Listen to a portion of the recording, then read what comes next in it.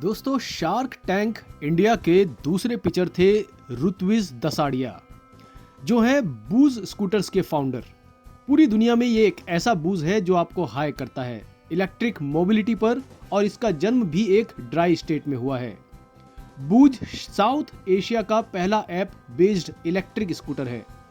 Operator है जो जगह जगह पर जैसे कि business park, commercial park, residential area, industrial area, educational campus, tourist spot, public spot, hotel, club, resorts जैसे कन्फाइंड जगहों पर इलेक्ट्रिक स्कूटर रेंटल पर देता है। Charging station installation, daily maintenance, charging, plug in plug out को एक monthly subscription पर देता है, जो आपको कम्यूट या फिर लेजर पर्पस फुलफिल करता है। और पब्लिक स्पॉट के लिए हम विजिटर्स को पेपर गो पर राइड देते हैं।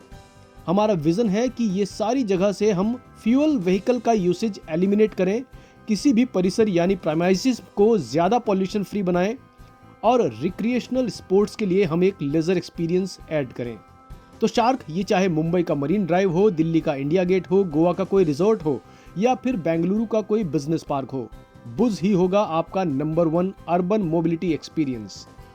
इसलिए इस विजन को पूरा करने के लिए मैं आपके पास से 40 लाख रुपए लेने आया हूं, मेरी कंपनी के 15% हिस्से के लिए। कंपनी का वैल्यूएशन होता है 2,67,00,000 रुपए। शार्क अमन गुप्ता पूछते हैं कि ऐसा आप पहले नहीं हैं, बल्कि ये बहुत सारे दूसरे लोग भी बना रहे हैं। इसके जवाब में पिचर ऋत्विज कहते हैं कि वे इसकी मैन्युफैक्चरिंग नहीं कर रहे हैं, बल्कि सिर्फ ऑपरेट कर रहे हैं। असल में वह सर्विस प्रोवाइडर हैं और इस प्रोडक्ट को रिटेल सेल नहीं करते हैं। ऋत्विज बताते हैं कि वे भावनगर में बड़े हुए, तो शार्क विनीता सिंह बताती हैं कि वे भावनगर में काफी सालों तक रही हैं, क्योंकि उनकी नानी वहां से थी। पिचर ऋत्विज आगे बताते हैं कि वे प्रोफेशन से ऑटोमोटिव इंजीनियर हैं। 2019 में उन्होंने अपनी ग्रेजुएशन पूरी की। उससे पहले 2017 में उन्हें इस बिजनेस का आइडिया आया जब वे कॉलेज में थे।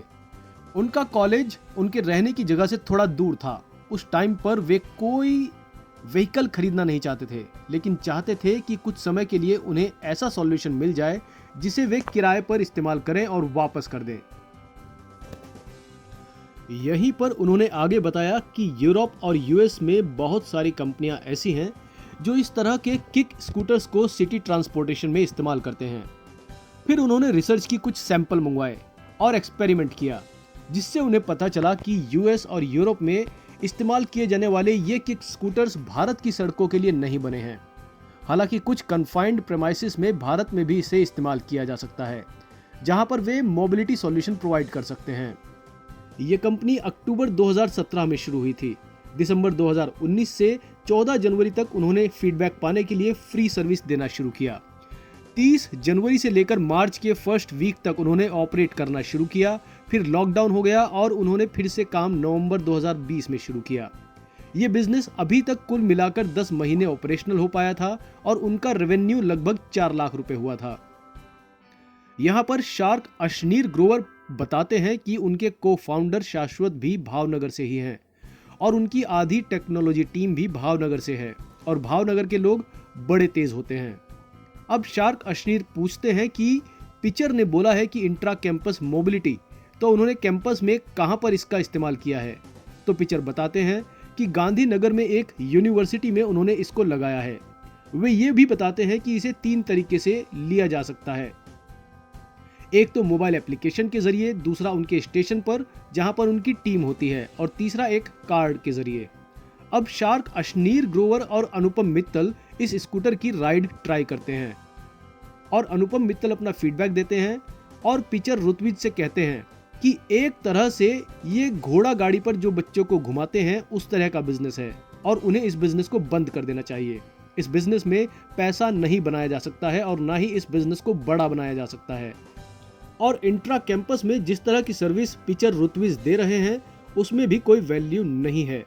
ये सिर्फ ऑपरेशन और मेंटेनेंस बिजनेस है। ऑपरेशन और मेंटेनेंस में तभी बिजनेस बड़ा बनाया जा सकता है जब आपके पास डेंसिटी हो, या कि आप पूरे शहर को ही कनेक्ट कर दें। लेकिन अगर इसे एक एक कैंपस में बेचा जाए तो उस कंडीशन में इस बिजनेस में अच्छा प्रॉफिट बनाना पॉसिबल नहीं है। तो उस हिसाब से मेरे लिए ये वैल्यूएबल नहीं दिख रहा है। इसलिए अनुपम मित्तल खुद को ऑफर की दौड़ से आउट कर लेते हैं। शार्क नमिता थापर कहती हैं कि वे ऐसे बिजनेस में इन्वेस्ट करती हैं जहां पर वे प्रोडक्ट से रिलेट कर सकें और इस प्रोडक्ट में उन्हें पर्सनल लेवल पर इतना एक्साइटमेंट नहीं आ रहा है, इसलिए वे खुद को ऑफर की दौड़ से आउट कर लेती हैं।